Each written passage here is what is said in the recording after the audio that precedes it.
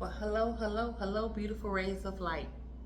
We are going to get right into it. I want to talk to you about what is costing us a lot. And though I might not be directly talking about what is costing us fiscally, financially, though it can, and I'm going to get to why, but this is costing us a lot. It is keeping us from being well, from having well-being. And we already know what well-being is, right? It is the beautiful symbiotic relationship of spirit, mind, body, and of course emotions are threaded in there, right? And what is the purpose of this? Well, when we are well, you all, we are able to have a clear mind, make better decisions for ourselves. Our body loves it. Our body is instructed by how we are feeling, right? What is going on in our mind and our thoughts. But when we are doing what is best for us, the spirit is along for the ride with that, right? Actually, the spirit is instructing the mind, helping control those emotions and telling the body what to do. And when we are having that, when we are being in that state, that is called well-being. It is more than just one aspect of health or wellness, which is beautiful to have, right? But we want to do the inner work first, right? We want to start and clean that house up from the inside, and so it can manifest and be better on the outside, right? So let me get back to the subject of this video. What is costing us? Of course, like I just said, our well-being. But how are we costing ourselves of being in that well-being state? Well, we gotta stop letting everything affect us, y'all. Yes. I know sometimes we don't like what people are saying, what they are doing, but I'm here to tell you, when we keep harboring, when we keep allowing these things that other people are doing, which we cannot control, right? We can only control ourselves. When we keep allowing these things to affect us, when we choose to take these on and allow the emotions to demonstrate, whether it be in frustration, anger, sadness, and different low emotions, right? Those low emotions are what keeps us down or keeping us from being better, right? Because the ultimate thing is well-being as much as possible. Being in that state, living in that state. When we are again living in that state, we are able to be in joy, and we know how joy feel like, right? We want to keep experiencing joy, because when we experiencing joy, we feeling better, we're doing better, and this is an example to others, right? But when we keep allowing people to offend us, affect us, it is, yes, affecting our physical health. And I'm giving an example. I remember many times, and one particular time that comes up, excuse me, Alexa's talking. Alexa, stop. Here's your reminder. Alexa, stop. That's just real life, right? Alexa is my personal assistant in the house. But when we allow,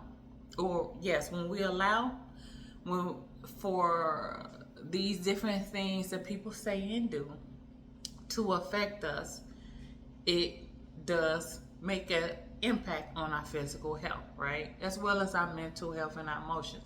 Again, I'm giving an example. I remember one particular time when I would take blood pressure, different patients I would have before I give them their medications, right? And when I remember a particular time taking a person's blood pressure, and another patient walked past, and this person begins to, while I have the cuff on, begins to scream out at this other person, scream some language. I should just put it that way. And you just see that on the reading, the blood pressure is rising, and the cuff is like it's trying to hold on. Because this is real, you all. Each time we experience a stressful event, our pressure rises, our heart rate, our respiration. And why does it do this? Well, because it's considering it to be a flight or fight situation and it's responding. It's like, oh my God, is a dog chasing you? What's going on? Okay, what do we need to do to help? And that's what the body does to get us to get ready to either fight if we have to defend ourselves, right? Because we're not looking to defend ourselves every single time, right? Who wants to physically fight every day? Unless that's your job as a boxer. And even with that, I'm believing, I don't know too much about boxing, that they are taking time to rest, right? Their mind and their body and recuperate. But when we are consistently being in this fight or flight response, we are putting ourselves in survival mode. And again, that higher blood pressure, that higher respiration, the higher heart rate is only supposed to be temporary to get you away from the dog or, the situation. But again, when we keep consistently experiencing that, we make our body tired, you all. We putting all this pressure, right, on the heart. And it's like, oh my God, we got to pump more blood, putting more pressure and just overworking ourselves, the different organs, these organs that we need to live every day, right? I don't know if you ever noticed this. Have you ever noticed how when you are in a heightened state, right? Say you yell at somebody. And then later on or immediately after, you feel tired. If you don't know this, each time we go through this flight or fight response, our body is being depleted of the vital nutrients that we need to live every day. Our electrolytes, whether it be magnesium and so forth, we keep being in that state consistently. We deplete ourselves. And you could find that a lot of times you might not have energy from being in a consistent flight or fight or stressed out state, as I say. Excuse me. Alexa, stop. It's real life. I got all kind of reminders for today. But when we keep being in that state, that stressed out state, that inflamed state, it's like we're walking around as a lit match, inflamed. So if we are constantly, again, going through this inflammation, it's not allowing our bodies to heal, right? It's not helping us to make clear and the best decisions for us. It's not allowing this body, this beautiful body that the divine creator has designed to heal itself. Because yes, with proper rest, not only when we lay down and sleep in our beds, in our comfy beds, but throughout the day. So you at the light, somebody cuts you off, and I'm not claiming this to happen, but sometimes these things do happen, right? Because we can't control nobody else.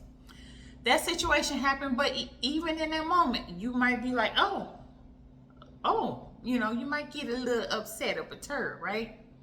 But bring your awareness back and say, this is what I love to do.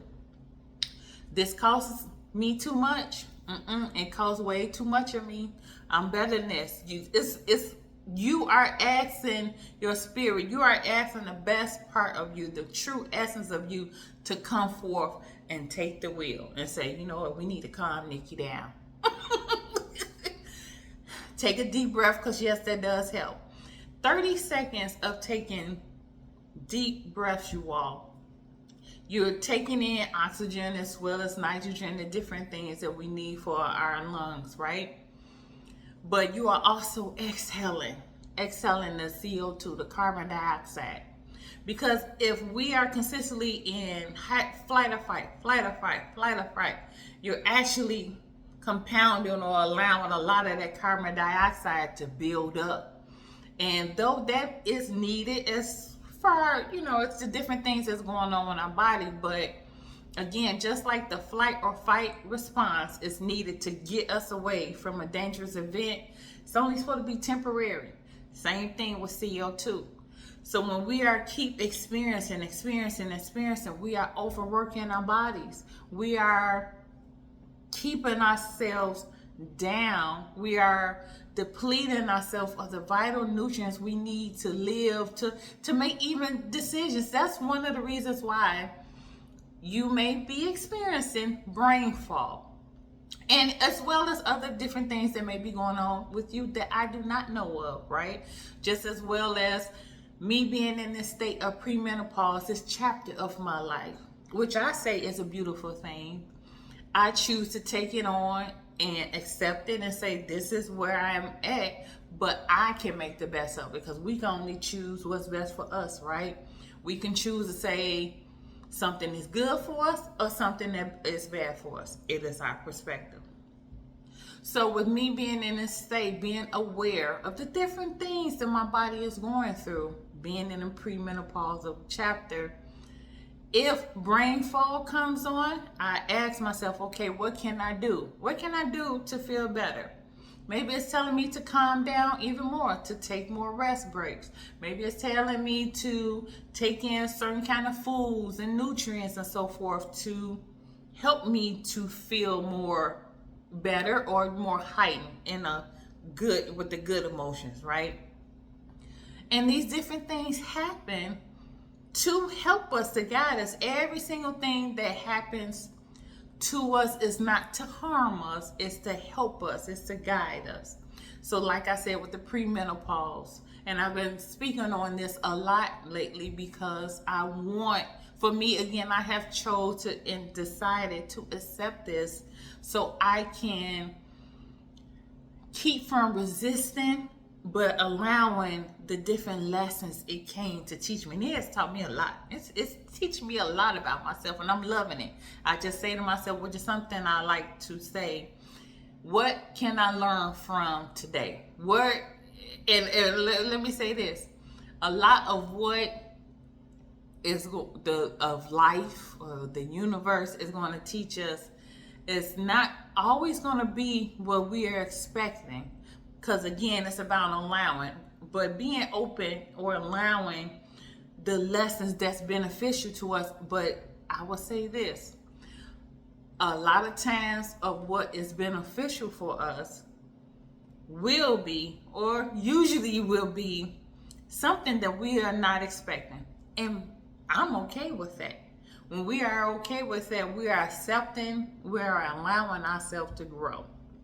So let me go back to the costly thing. Though that can cost you a lot too, when we're not allowing ourselves to be open to lessons to help stretch us in the best way for us, to help us to grow. When we expand, when we evolve, it's not only for ourselves, right?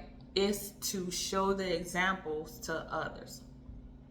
So again, when we are in this flight or fight response, this state, consistently, we stressing ourselves out and we walking around inflamed, and that opens up the door. And when you talk about open, this is what you don't want to be open for. You don't want to be open to creating a conducive environment for illnesses and diseases to be in our bodies, right? And that's the purpose of being well. When we are in a beautiful symbiotic, when we are in that beautiful symbiotic relationship of self, when we have our spirit taking the driver's wheel to instruct our mind, to help control our emotions, to tell our body what to do, because the body just goes off of what we are consistently thinking, right? What we are telling it to do. We are in a state of well-being, and when we are more so in that state of well-being, we will have more joyous moments. We will have better relationships with other people, and we will have peace. And I love to say, find your peace, find your peace, find your peace. How that may look or feel with you may be different from me. But you know what my mantra is, right? Do what's best for your soul. Even with me giving well-being education, inspiration, and so forth in my videos, content, and so forth, it's to inspire you and to bring out in you what for you to know and for you to do what is best for you, as well as when I am fed, because I'm getting fed from so many different people. And I love to see people doing what's best for them, because it inspires me, and it confirms with me that I should continue to do what's best for me. I love when you all reach out to me and on my Facebook page and the emails and tell me of how these videos are relating to you, how you all are choosing to do different things, whether it's roller skating, you're taking that art class, you're going for that promotion at that job, you are sleeping more, you are writing that book. I love hearing that from you all. I love it, I love it, I love it. Like I said, it keeps inspiring me, it keeps feeding me. You helping me feel good. You helping release all those happy hormones in me. I love it, I love it, I love it. This is what I want. When I say that one of my missions, one of my purposes is to create generational well-being, this is exactly what I mean. When I am being more well, when you all are being more well, the whole gets better, right? All of us, because we're all part of the one, right? We are all part of the collective.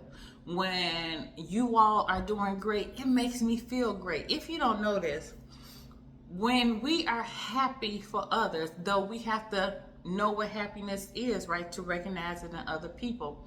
When we are happy for others, the universe knows no different. Your body knows no different. So if Jane Doe is experiencing happiness, peace, or joy, or any of those feel good, those high vibrational emotions, or if she is vibrating on those high states of being, right? When you see that of somebody else, you appreciate that for someone else, your body feels that as well. It is just like the example I told you earlier of the patient whose blood pressure went even higher when somebody had went past them and they started to scream out certain things, a language. It's the same thing when you feel happy for somebody, you all. Yes, try it. I want you to try it and let me know. Reach out to me and let me know. I know for myself that's what it does. When you all are telling me, not only my videos and content and so forth, but when I just see people doing what is best for them, oh, I love it. That feeds me. It's like, it's like eating good food. When people are doing things just for them to just have peace, I'm like, oh, yes, find your peace. I want to tell you a story. This is where I came up with that. I remember when we were still living up north, and when it was time for the grandchildren to go to sleep, because I believe in proper rest, right? Not only for adults, but kids need rest too, right? So they can feel better and do better, make good decisions and so forth. And for their bodies to heal, right? One of the reasons why we sleep at night or get our rest, not only at night, but throughout the day, rest breaks, whether you meditate, just taking some deep breaths, but it's to help promote healing, right? But when it was time for the grandchildren to go to sleep, we would say, oh, okay, it's time to find your peace. Find your peace, do whatever you need to do. Go get you a book, go get that teddy bear. It's time to find your peace. I want you to find your peace, because your peace is important. Your peace is the best thing. Woo! It is the best gift. It is the best gift over anything that's monetary. And I'm not wishing against money coming to you. I'm wishing all great things to happen in your life. Yes. But when we have peace, you all, which is incorporated or a part of well-being, it's a beautiful feeling. And it's free. It's free. It helps you again to do better. And when you're doing better, you are better with other people, right? You having better relationships. Yes. Okay, so that's it, and that's all. I had to go back to Alexa so she can remind me of those things I'm supposed to do. I wish you all well. Until the next time, peace and blessings. I'm Nikki S. Salas, your inspirational giver, your well-being educator, and just a person that wants the best for you. Peace and blessings. Bye-bye.